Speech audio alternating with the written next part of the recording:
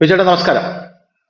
ബംഗ്ലാദേശിനെ നമസ്കാരം. സംബന്ധിച്ച് ഒരു സുപ്രധാനമായിട്ടുള്ള ഒരു വാർത്ത കഴിഞ്ഞ ദിവസം നമ്മൾ തന്നെ റിപ്പോർട്ട് ചെയ്തു ന്യൂസ് ഇന്ത്യ മലയാളം. അത് ഇത്തരത്തിലാണ്: ബംഗ്ലാദേശിലെ ആർമി ചീഫ് അഥവാ കരസേനാ മേധാവി അവിടെയുള്ള ആർമിയോട് നിങ്ങൾ യുദ്ധത്തിനായി തയ്യാറാകൂ എന്ന് പറഞ്ഞിരിക്കുകയാണ്. പക്ഷെ എന്തിനാണ് ഏതിനാണ് എന്ന് യാതൊരുവിധ ധാരണയും ലോകരാജ്യങ്ങൾക്കില്ല. അവിടെയുള്ള ആർമി ചീഫായിട്ടുള്ള വഖാൻ ഉസ്സമാൻ, അദ്ദേഹമാണ് അവിടെയുള്ള കരസേനാ മേധാവി. അദ്ദേഹം ഈ ആർമി ചീഫ് ഇവർക്ക് ഈ നിർദ്ദേശം കൊടുത്തിരിക്കുന്നത് ഏത് രാജ്യത്തിനെതിരെ യുദ്ധത്തിനായിട്ട് പോരാടാനാണ് എന്നുള്ളത് ആദ്യത്തെ ചോദ്യം. പക്ഷെ രാഷ്ട്രീയ നിരീക്ഷകരെല്ലാം പറയുന്നത് എന്തായിരുന്നാലും ഇന്ത്യയുമായി അവർക്ക് യുദ്ധം ചെയ്യാനുള്ള ഒരു ത്രാണി അല്ലെങ്കിൽ കെൽപ്പ് നിലവിലില്ല എന്നുള്ളതാണ്.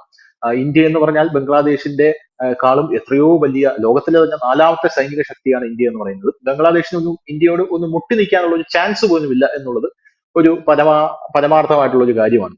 രണ്ടാമത്തെ കാര്യം, ബംഗ്ലാദേശിൽ ഇപ്പോൾ അരക്കൻ ആർമി വലിയ രീതിയിൽ പ്രക്ഷോഭം സൃഷ്ടിക്കുന്നുണ്ട്. സെയിന്റ് മാർട്ടിൻ ദ്വീപൊക്കെ അവർ പിടിച്ചെടുത്തിട്ടുണ്ട്. ഇത് അവിടെയുള്ള സൈനികർക്ക് വലിയ രീതിയിലുള്ള അവമതിപ്പ് ഉണ്ടാക്കിയിട്ടുണ്ട് എന്ന് ബംഗ്ലാദേശി മാധ്യമങ്ങൾ തന്നെ റിപ്പോർട്ട് ചെയ്യുന്ന ഒരു സാഹചര്യമുണ്ട്.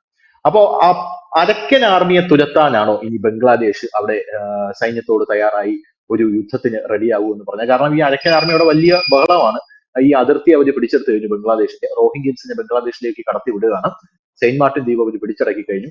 മ്യാൻമറിൽ അവർ ഒരു രാജ്യം പുതിയതായിട്ട് സ്ഥാപിക്കാൻ പോകുന്നു. അതിന് ഇനി ഒരു 3 നഗരം കൂടെ പിടിച്ച് 18 നഗരമാക്കി അവർ രാജ്യം കൊണ്ടുവരാൻ പോകുന്നു. ഇങ്ങനെയൊക്കെയുള്ള വിഷയങ്ങളൊക്കെ അവിടെ ഉണ്ട്. അപ്പൊ അങ്ങനെ ഒരു രാജ്യം അവിടെ വന്നു കഴിഞ്ഞാൽ അത് സ്വാഭാവികമായിട്ടും ബംഗ്ലാദേശിനായിരിക്കും ഏറ്റവും വലിയ ഭീഷണി എന്ന് അവർ കരുതുന്നത് കൊണ്ടാണോ അരക്കൻ ആർമിയെ നേരിടാൻ ഇവർ ഈ യുദ്ധപ്രഖ്യാപനം നടത്തിയിരിക്കുന്നത്? അതുമല്ലെങ്കിൽ ഇവർക്ക് ഇനി മനസ്സിൽ വേറെ വല്ല പദ്ധതികളും? ഞാൻ ധനുഷ് ഇപ്പൊ രണ്ടാമത് പറഞ്ഞ കാര്യത്തിലേക്കാണ് ഞാൻ പോകുന്നത്. അവർക്ക് വേറെ വല്ല പദ്ധതി ഉണ്ടോ എന്നുള്ള കാര്യത്തിലേക്കാണ്. അതായത് ഞാനത് കാണുന്നത്, ബംഗ്ലാദേശ് ഒരു പട്ടാള ഭരണത്തിലേക്ക് പോകുന്നു, അതിന് മുന്നോടിയായിട്ട് പട്ടാളം നടത്തുന്ന ഒരു തയ്യാറെടുപ്പായിട്ടാണ് ഞാൻ ഇതിനെ കാണുന്നത്. അതിന് 2-3 കാരണങ്ങളുണ്ട്. ഈ പട്ടാള മേധാവി ആരെ എന്ന് ചോദിക്കുമ്പോൾ ഷെയ്ഖ് ഹസീനയുടെ ബന്ധുവായിരുന്നു. ഇവരെ ഇയാളെ തലപ്പത്തേക്ക് കൊണ്ടുവന്നു. ഇയാൾക്ക് ഇവിടുത്തെ പ്രസിഡന്റ് ആകണമെന്ന്, ഇതിന് ഭരണാധികാരിയാണെന്ന് വലിയ ആഗ്രഹമായിരുന്നു. ഇവരെ തലപ്പത്തേക്ക് കൊണ്ടുവരുന്നതിന് മുമ്പ് തന്നെ ഇന്ത്യ ഷെയ്ഖ് ഹസീനയ്ക്ക് മുന്നറിയിപ്പ് കൊടുത്തിരുന്നു, ഇത് അപകടകരമാണ്, ഇദ്ദേഹം നിങ്ങൾക്കൊരു പാരയായി മാറും എന്ന് കൊടുത്തിരുന്നു. പക്ഷെ ഷെയ്ഖ് ഹസീന അത് ചെവിക്കൊണ്ടില്ല. ഷെയ്ഖ് ഹസീനയാണ് ഈ പറയുന്ന അവരുടെ ആർമി ചീഫിന് ആ സ്ഥാനത്തേക്ക് കൊണ്ടിരുന്നത്. ഈ ആർമി ചീഫാണ് ഷെയ്ഖ് ഹസീനയ്ക്ക് 45 മിനിറ്റ് സമയം അനുവദിച്ചത്. പ്രക്ഷോഭം കത്തിക്കേറുമ്പോൾ 45 മിനിറ്റ് സമയം തരാം രക്ഷപ്പെടാൻ എന്ന് പറയുകയും ആ 45 മിനിറ്റിനുള്ളിലാണ് ഷെയ്ഖ് ഹസീന അവിടുന്ന് രക്ഷപ്പെടുന്നത്. അതായത് അയാള് കൊടുത്ത ഒരു ദയാദാക്ഷിണ്യം, ഒരുപക്ഷെ അയാൾ ആ ഒരു പോസ്റ്റിലേക്ക് അവർ വെച്ചത് കൊണ്ടോ, ഇല്ല എങ്കിൽ ഒരുപക്ഷെ താൻ ഇനി അത് കൊല്ലണ്ട, അവർ രക്ഷപ്പെടുന്ന പെട്ടോട്ടെ എന്ന് വെച്ചുകൊണ്ട് ആയിരിക്കാം. ഇല്ലെങ്കിൽ അതിന്റെ ഒരു പ്രത്യേകത വലുതാകും. ആ സമയത്ത് തന്നെ വന്നൊരു വാർത്തയുണ്ടായി. വാർത്തയിൽ യാഥാർത്ഥ്യമുണ്ട്. എങ്ങനെയാണ് ഈ പ്രക്ഷോഭം അവിടെ ശക്തിപ്പെട്ടത്? പട്ടാളമില്ലായിരുന്നു, പോലീസ് ഇല്ലായിരുന്നു, ഇതെല്ലാം ഉണ്ടായിരുന്നു അവിടെ. നമ്മൾ ഈ പ്രക്ഷോഭത്തിന്റെ അവസാന നാളുകളിൽ ഇവര് ഷെയ്ഖ് ഹസീനയുടെ വസതിക്ക് നേരെ ഈ മാർച്ച് വരുമ്പോൾ അവിടുത്തെ നമ്മളെ കേട്ട വാർത്തകൾ ശരിയാണെങ്കിൽ പട്ടാളക്കാരാണ് അവർക്ക് വഴിയൊരുക്കി കൊടുത്തിരുന്നത്. ബാരിക്കേഡുകൾ എടുത്തു മാറ്റി, ഇവരെ തടയാൻ ശ്രമിച്ചില്ല, അവർ കടന്നു വരികയായിരുന്നു. ഒരു രാജ്യത്തിന്റെ പട്ടാളം അവിടുത്തെ പ്രക്ഷോഭകാരികൾക്കായിട്ട് തുറന്നു കൊടുക്കുമ്പോൾ അതിന്റെ പിന്നിൽ ഒരു ലക്ഷ്യമുണ്ട്. അന്ന് നമ്മുടെ ന്യൂസ് ഇന്ത്യ മലയാളം അടക്കം ചെയ്തൊരു വാർത്തയുണ്ട്. ഷെയ്ഖ് ഹസീന അവിടെ നിന്ന് രക്ഷപ്പെടുന്നതിന്റെ മുമ്പ് നമ്മൾ കൊടുത്തൊരു വാർത്തയുണ്ട്. ആ വാർത്ത നമ്മൾ പറഞ്ഞ ഒരു കാര്യം ബംഗ്ലാദേശ് പട്ടാള ഭരണത്തിലേക്ക് എന്നാണ് പറഞ്ഞത്.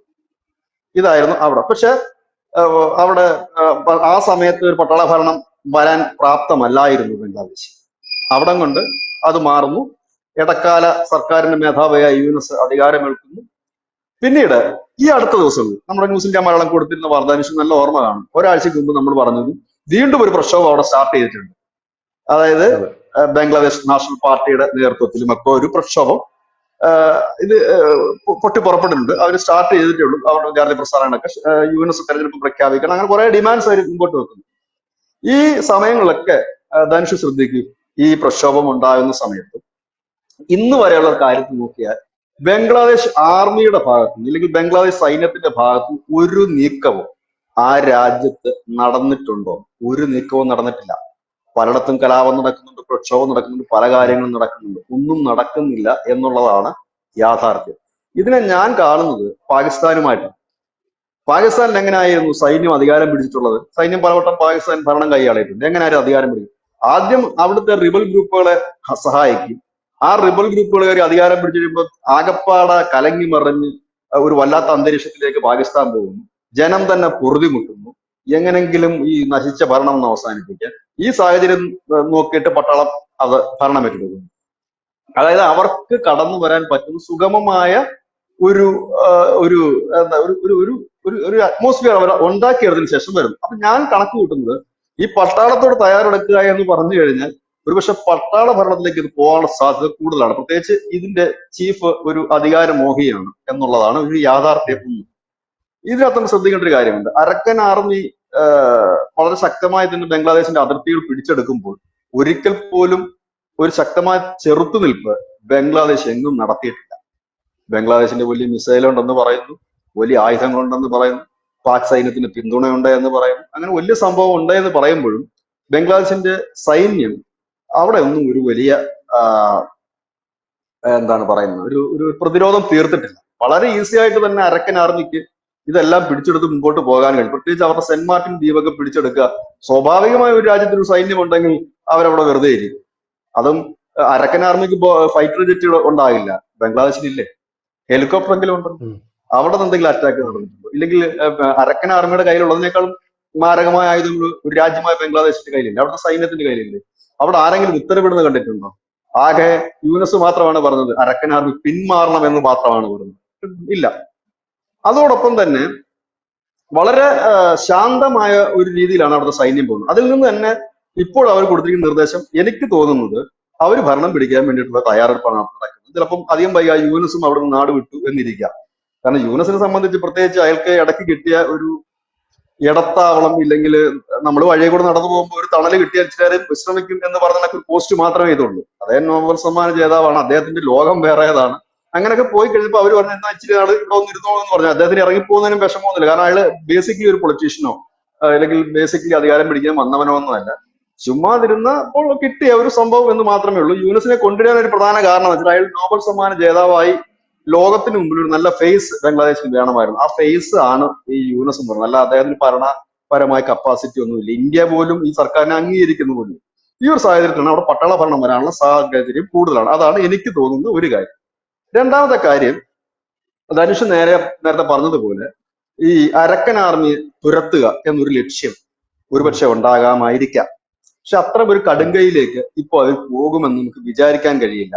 കാരണം അവിടെ ഇപ്പോഴത്തെ ബംഗ്ലാദേശിന്റെ ഒരു പരിസ്ഥിതി വെച്ചിട്ട് അവർക്കൊരു യുദ്ധത്തിലേക്ക് പോകാൻ കഴിയില്ല. നേരെ മറിച്ച് അരക്കൻ ആർമിയെ സംബന്ധിച്ച് അവർക്ക് ആവശ്യമുള്ള ഏരിയ പിടിച്ചെടുത്തേ പറ്റൂ. അവർ അതിനു വേണ്ടിയുള്ള നീക്കം, അത് ഇന്നും ഇന്നലെ തുടങ്ങിയ നീക്കമല്ല. അവർ വലിയ തയ്യാറെടുപ്പുകൾ നടത്തിക്കൊണ്ട് വളരെ നേരത്തെ തുടങ്ങിയ നീക്കങ്ങളാണ്. ഇവിടെ ശ്രദ്ധേയപരമായ കാര്യം, ഈ ബംഗ്ലാദേശിൽ നടക്കുന്ന കാര്യങ്ങളിലൊന്നും ആ ബംഗ്ലാദേശിന്റെ അയൽ രാജ്യങ്ങളെ രണ്ട് വമ്പൻ രാജ്യങ്ങൾ, ഒന്ന് ഇന്ത്യയും ഒന്ന് ചൈനയുമാണ്. ഇവര് ഒരക്ഷരം മിണ്ടുന്നില്ല. ഇന്നു വരെ ചൈന ബംഗ്ലാദേശിന്റെ വിഷയത്തിൽ ഒന്നും പറഞ്ഞിട്ടില്ല.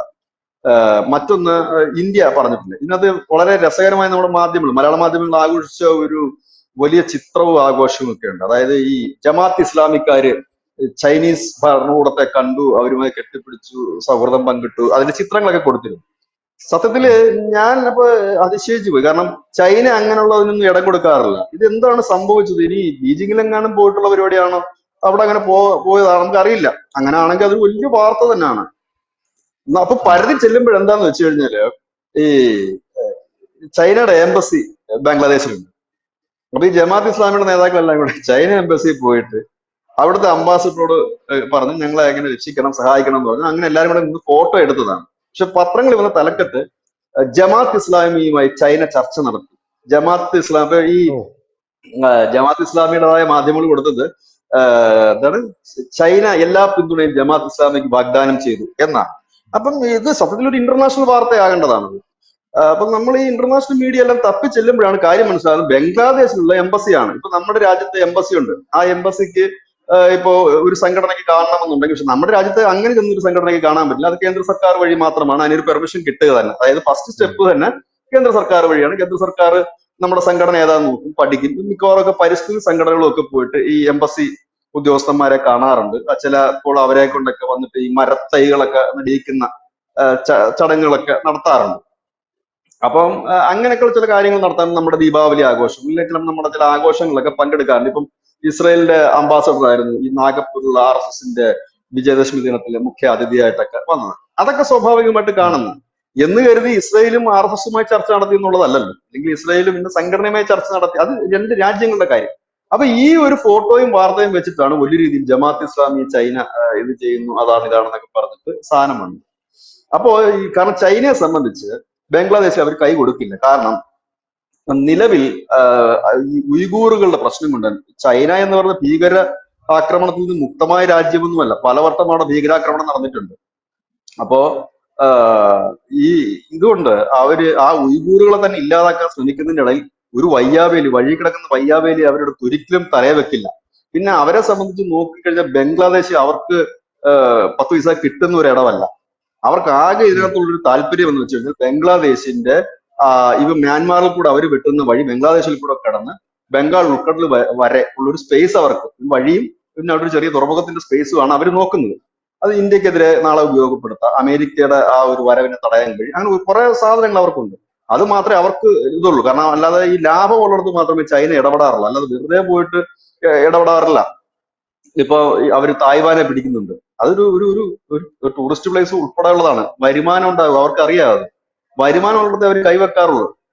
വരുമാനം ഇല്ലാത്തടത്ത് കൈവച്ച് പണി കിട്ടിയിട്ടുണ്ട് അവർക്ക്. ശ്രീലങ്കയിൽ പോയി സംഭവിച്ചത് ആകെപ്പാടെ താറുമാറായി പോയി.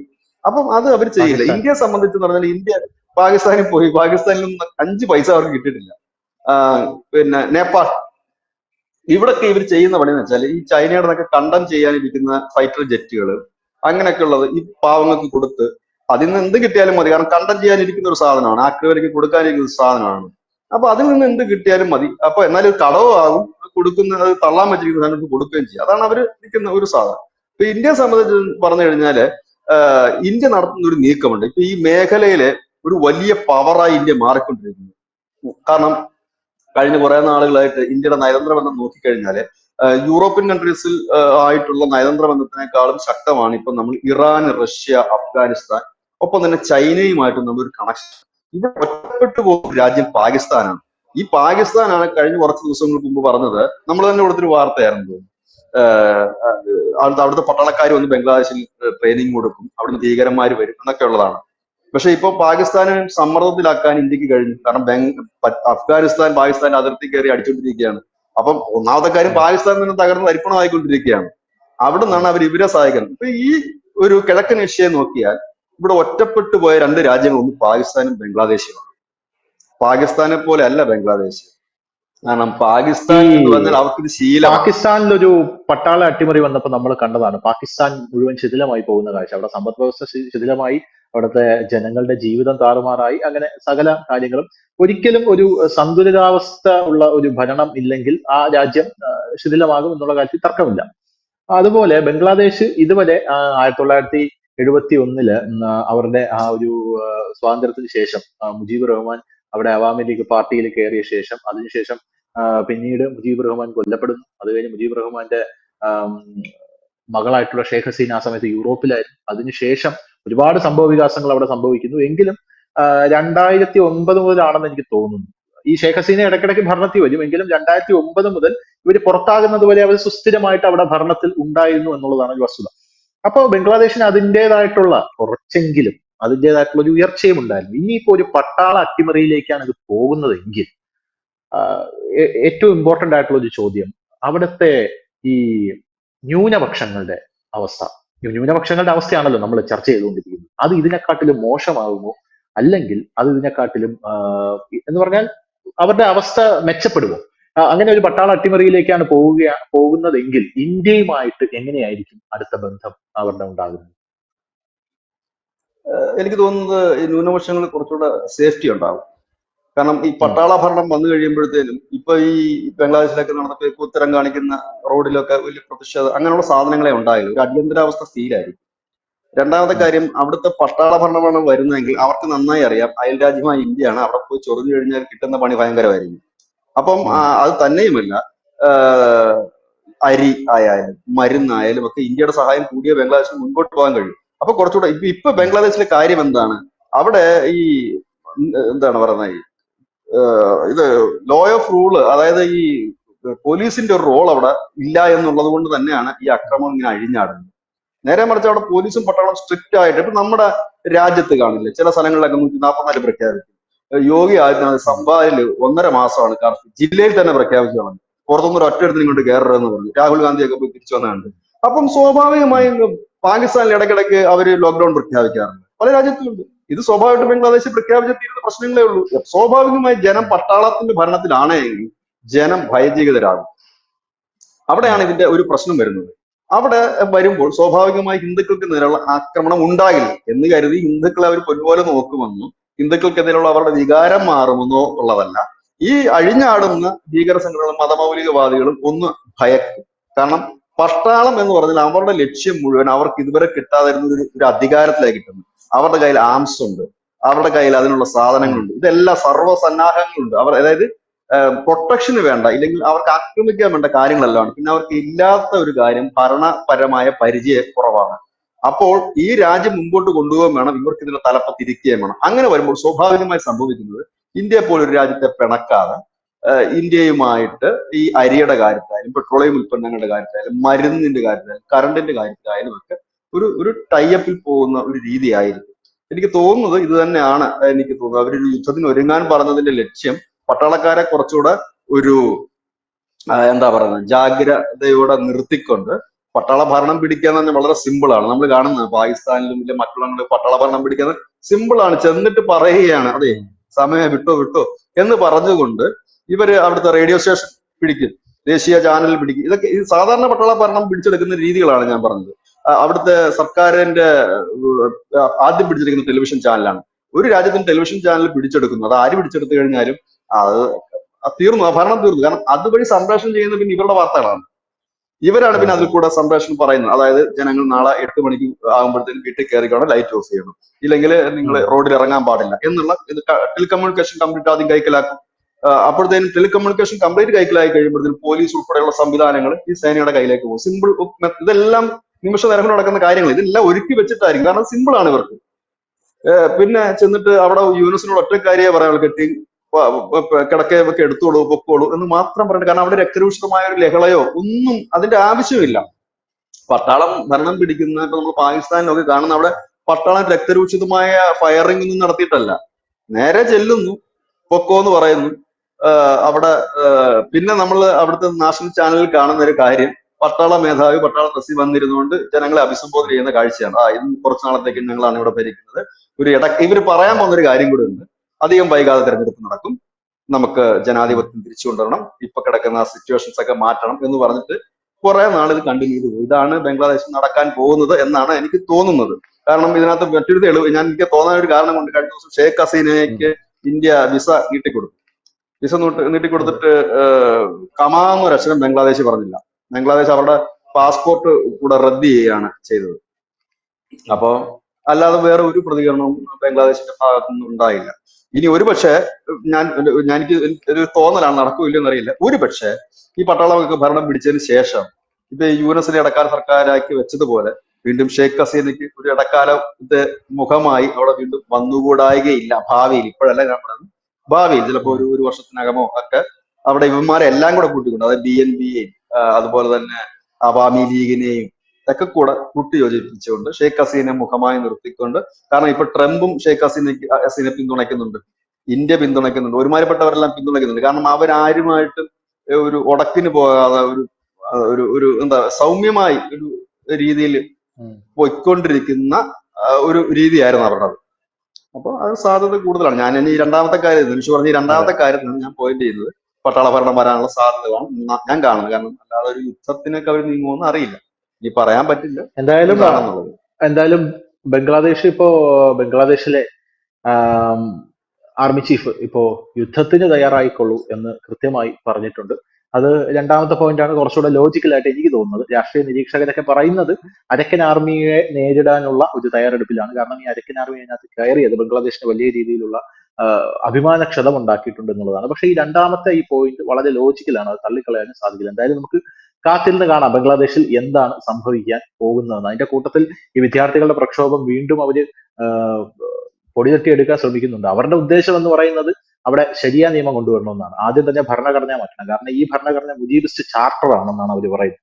ഈ ഭരണഘടന ഉപയോഗിച്ച് ഇന്ത്യയാണ് ബംഗ്ലാദേശ് ഭരിച്ചുകൊണ്ടിരിക്കുന്നത്. അതുകൊണ്ട് ഈ ഭരണഘടന നമുക്ക് മാറ്റണം, ശരീഅത്ത് കൊണ്ടുവരണം, ബംഗ്ലാദേശിന്റെ പേര് മാറ്റണം എന്നുള്ളതാണ് അവരുടെ ആദ്യത്തെ ക്ലോസ് എന്ന് പറയുന്നത്. പേര് ഇസ്ലാമിക് റിപ്പബ്ലിക് ഓഫ് ബംഗ്ലാദേശ് എന്നാക്കണം. അപ്പൊ അതിനൊക്കെ മുമ്പ് ബംഗ്ലാദേശ് കൈവിട്ടു പോകുമെന്ന് കണ്ടത് കൊണ്ടായിരിക്കാം ചിലപ്പോൾ ഇങ്ങനെ ഒരു കടുത്ത തീരുമാനത്തിലേക്കൊക്കെ ബംഗ്ലാദേശ് പട്ടാളം പോകാൻ പോകുന്നത് എന്ന് നമുക്ക് അനുമാനിക്കാം. ഓക്കെ, താങ്ക് യു വിജേട്ട, താങ്ക് യു സോ മച്ച്.